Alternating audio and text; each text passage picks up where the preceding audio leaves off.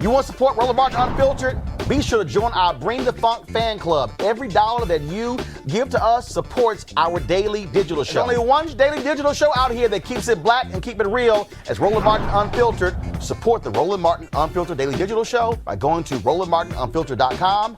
You can make this possible. Joining us right now is someone, again, who knows very well when it comes to the military, how things are handled, how do you deal with issues like this, trying to mobilize and get people organized. That is retired General Lloyd Austin. He, of course, was the 12th commander of the United States Central Command, the first black commander, the head of the organization, and also served as the commanding general, the last commanding general of the United States Forces Iraq Operation New Dawn. And so, General, we're certainly glad to have you here on Roland Martin Unfiltered.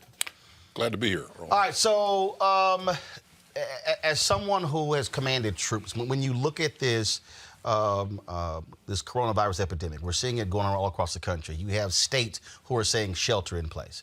The federal government has not given that order yet. They're trying to get a handle on it. Tests are increasing constantly. As someone who has commanded troops, do you believe that we're at a point where what these governors are doing, Fauci has been saying, we actually need to do this? We got to shut the country down in order to get a handle on making sure people are getting tested, folks not congregating, and to understand how widespread this thing is. Clearly, it's widespread. What's dangerous about it, a lot of things are dangerous about it, but what's alarming is that it's moving with incredible speed, and it can be transmitted very, very easily. And so the magnitude of this problem, Roland, is unlike anything that we've ever encountered before. You know, typically when you have a national emergency, something like a hurricane or a tornado or an earthquake, it's centered in one part of the United States or one part of the world. And you can mobilize resources from other places and direct them to that place in need. In this case, when things hit the fan, the globe got sprayed. And so it's very difficult. It's impossible to shift resources around. What you have to do is bring things up to scale as quickly as you possibly can. And what the military does is it adds scale can add scale to the problem. It clearly can provide command and control and structure. It has capability in the form of labs and some other things, and it has some of America's best people. The military has been employed or utilized in a number of national emergencies, but we are typically not the lead federal agency when it comes to something like this. Typically FEMA is, and that's the case in this case.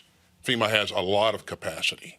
And the military is in support of FEMA and providing a number of types of capability. And you just heard one governor talk about how he's utilizing his National Guard forces.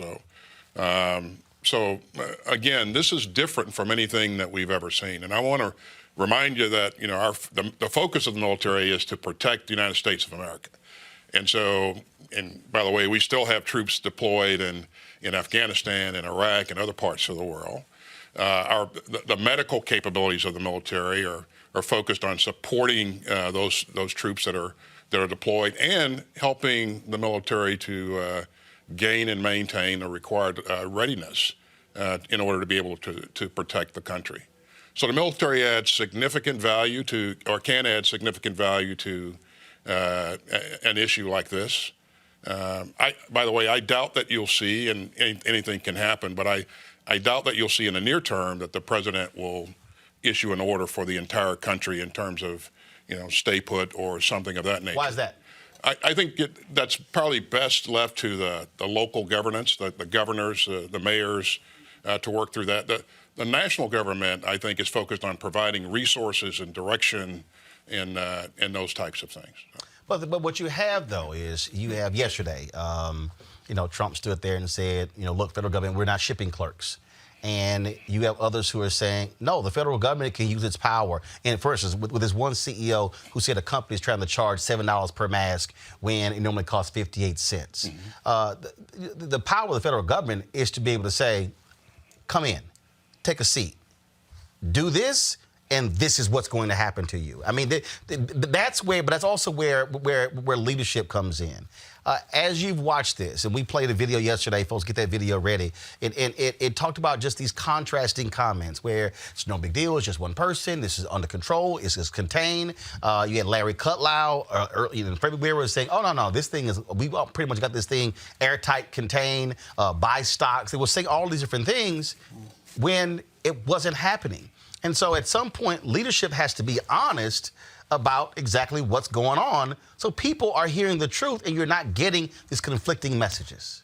Yeah, and I do think that as time has evolved and our scientists and our doctors have had a chance to take a look at how this thing has progressed on the international stage, it's provided an ability to model a bit more and better. And so now I think the true threat is clearly recognized not only by our government but by governments around the world.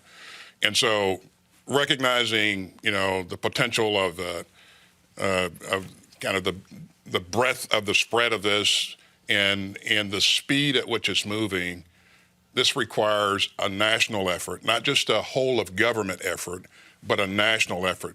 And what I mean by that is that all of the agencies in the government have to work together under the direction of the White House. But we also need industry, Roland, to stand up and really lean into this. And I think you're beginning to see that.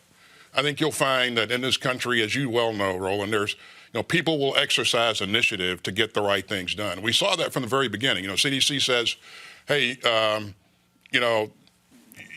this is dangerous, and you need to be concerned about large gatherings. So based upon that, the NBA shuts down. Then the NCAA shuts down. Then a number of other things shut down. Individual initiative versus a mandate from on high. So I think what you're seeing, what you'll see is companies across the United States of America begin to lean into this in a major way. But it takes a little time to gear up to produce masks if you haven't been accustomed to doing that. Which means that every day matters. I mean, every day, every moment. I want to play this. And there was a group. Look, they're not lovers of the president. They put this video together, but I think their timeline is important when you hear what was being said January 22nd, and then what you begin to hear in February and March. Go ahead and play it. We have it totally under control. It's one person coming in from China. We think we have it very well under control. We pretty much shut it down coming in from China. In April, supposedly it dies with the hotter weather. When it gets warm, historically, that has been able to kill the virus. People are getting better. They're all getting better. And the 15 within a couple of days is going to be down to close to zero. It's going to disappear. One day, it's like a miracle. It will disappear. And you'll be fine. They're going to have vaccines, I think, relatively soon. Not only the vaccines, but the therapies. Therapies is sort of another word for cure. You're talking about very small numbers in the United States. Our numbers are lower than just about anybody. It's really working out. And a lot of good things are going to happen. And we are responding with great speed and professionalism. It's going to go away. Yeah, no, I don't take responsibility at all. We're going to all be great. We're going to be so good. This came up, we came up so suddenly. This is a pandemic. I felt it was a pandemic long before it was called a pandemic. All you had to do is look at other countries. The coronavirus, you know that, right? Coronavirus. And this is their new hoax. We're 15 people in this massive country. And because of the fact that we went early, we could have had a lot more than that. We're doing great. Our country is doing so great.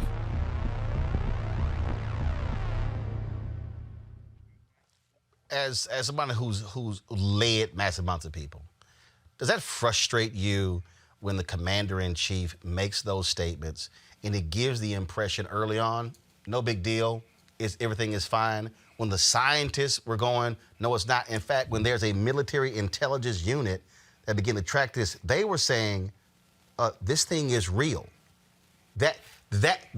Those comments, that's probably what drives me crazy, because that's what led to people going to beaches and keep having gatherings, because it's kind of like, oh, it's contained. He said it's fine. There's no doubt, Roland. I've not heard anyone say, or very many people say, that we weren't late to need. We were late to need. Certainly I wasn't in the room when these when the input was being provided to senior leadership and the assessments were being made. But I think that when your experts are telling you something, then it pays to listen to them, and it pays to begin to focus on gathering up the resources to address the problem. And obviously we didn't do that in a timely fashion. Now we're racing to catch up. And again, we understand more and more each day about this threat. And what we know now, Roland, is that it's going to require a lot of resources to get in front of this. We're behind it, and more time will pass before we can generate more or fabricate more equipment, personal protective equipment and masks and ventilators, because you got to retool some things. You got to really get industry to lean into this. But my sense is that industry has begun to lean into it, and shortly you'll begin to see some progress, and we hope that that'll be the case. If the order came down for the military to mobilize and assist, not necessarily lead but assist, what does that look like? What kicks in? How does it then go from that decision from the White House to the military, then to the rest of the country? Yeah, so you're right. We wouldn't lead this. It would be led by a federal agency, and it is led by a federal agency, FEMA. As the discussion evolves, we'll focus on, what problem is it that we're trying to solve that we can bring military capability to bear to help this problem. Again, we know that we have a need for personal protective equipment. The military has some of that in its stockage, and I think you've heard the Secretary of Defense say that he's willing to, not willing, but he will provide some of that. Mask, ventilators, and that sort of stuff. That's all helpful. We have labs that can assist with testing. So we would take, and I'm sure the military is taking a look at, where can we add value to this overall effort? But the military can do a piece of this. This will require, and I think it'll get a lot more capability than just the military alone can bring to bear. We can help erect and fabricate shelters for additional beds. We can use some of the military personnel to displace some of the people that are on the front lines, swabbing noses and taking samples so that so they can test people. So there are a lot of things that can be done and are being done, quite frankly, as you've seen. That there's a hospital ship that's soon to be headed to the East Coast, New York. There's another hospital ship headed to the West Coast, and that's pretty significant capability. Now, you wouldn't want to put COVID patients on a hospital ship because of the confined spaces. But you can use those beds to open up spaces for folks who have other problems, and you can displace some.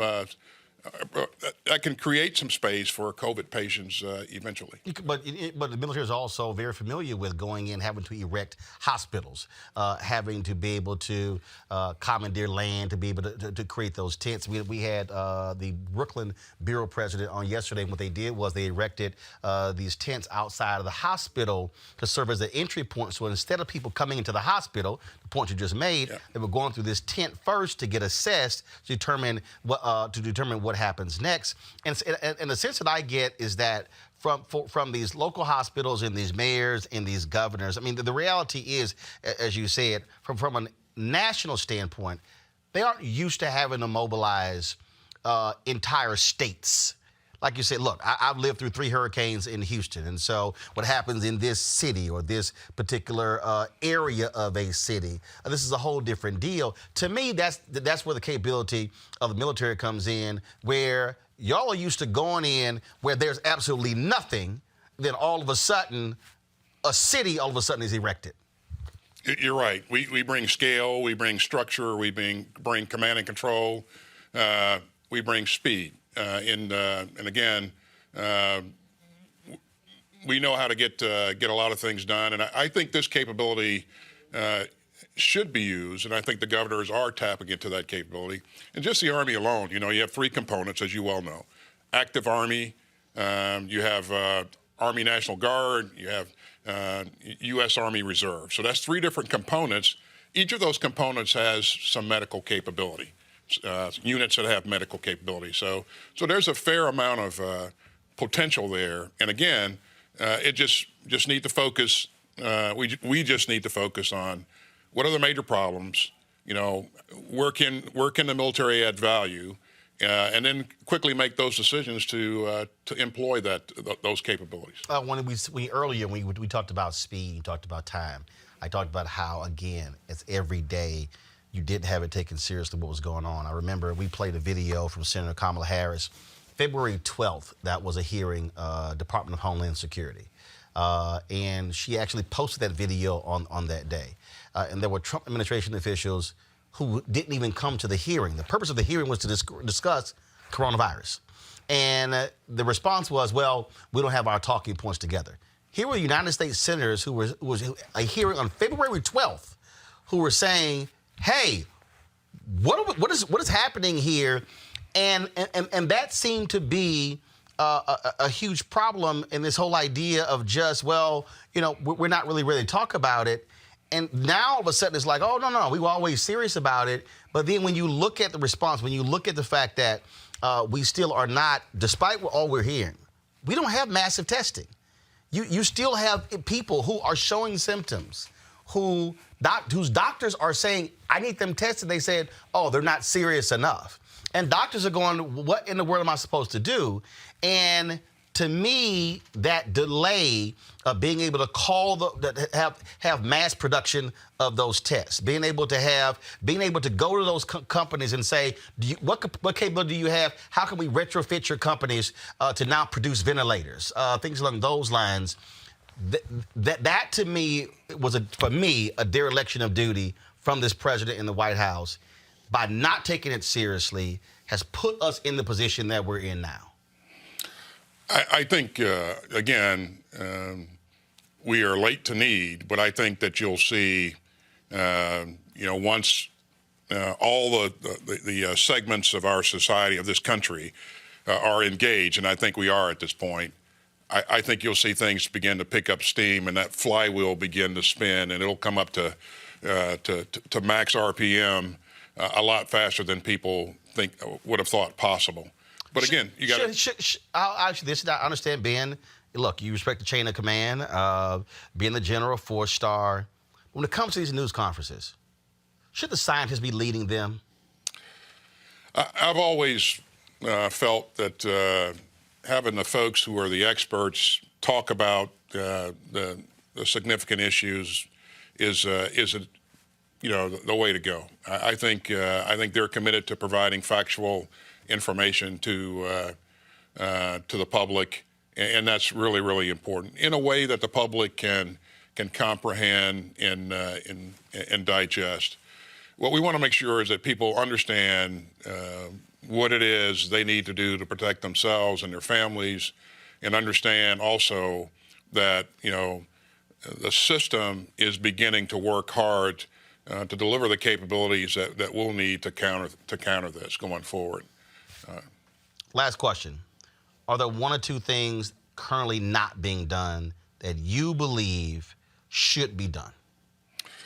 Well, I think you've heard a number of people say that we need to increase the amount of tests available so we can get a better picture of how big this problem really is. And again, since I am not in the decision-making loop and I don't fully know all the things that are being done, I don't care to second guess at this point. I suspect there are a number of things happening behind the scenes that we're not aware of. But I would tell people that if you want to know what the military is doing, if you go to DOD.gov and look at the latest updates, you'll see what the Department of Defense is doing. If you want to know what the Army is doing, you can go on the web and figure out, or gain information about the latest decisions that have been made to deploy resources or employ resources. So I think a lot more information is out there now, Roland, than was just 48 hours ago. So I encourage people to be proactive.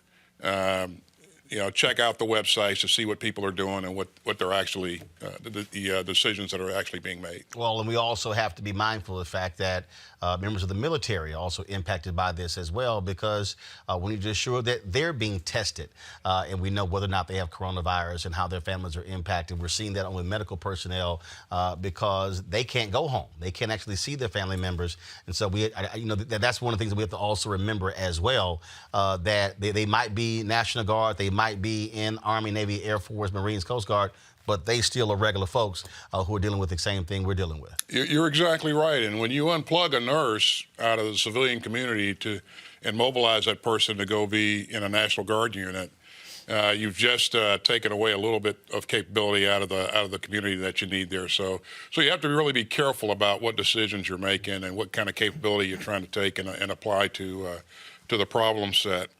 What I would leave you with, Roland, is that our military has never failed this country once in the country's existence, not once.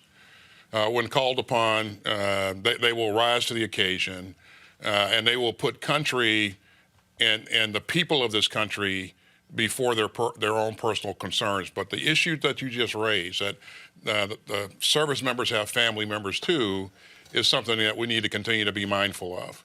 The military will always want to do our part or their part to help, and again, they have never once failed the United States of America. So. General Lloyd Austin, retired 4-star general. We appreciate it. Thanks a lot. Thanks for having me. And so in the history of the Army, how many African Americans have been 4-star generals? Is it 7, 8? I think we're up to 9 now. Okay. All right. Well, our goal is to get. I was number 6. Bro. You were number 6. Yes. Wow. That's crazy. That's crazy. So, and also, when I interviewed General Brooks, one of the things he told me, he said that y'all always make sure that when one retires, there's always one who's coming online. So who's the current active duty 4-star general in Army? General Mike Garrett. He's the commander of United States Army Forces Command down in Fayetteville, North Carolina, Fort Bragg, North Carolina.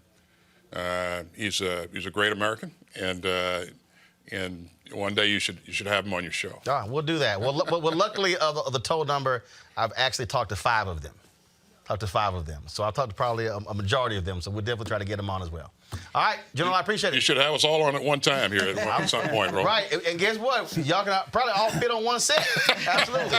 Which is not a good thing. General, we appreciate it. Thanks a lot. Thanks, Roland. All right, folks, back to our Roland Martin Unfiltered video in just one moment. All right, so a lot of y'all are always asking me about some of the pocket squares that I wear. Now, Robert don't have one on. Nope. Now, I don't particularly like the white pocket squares. I don't like even the silk ones. And so I was reading GQ magazine a number of years ago, and I saw this guy who had this pocket square here, and it looks like a flower.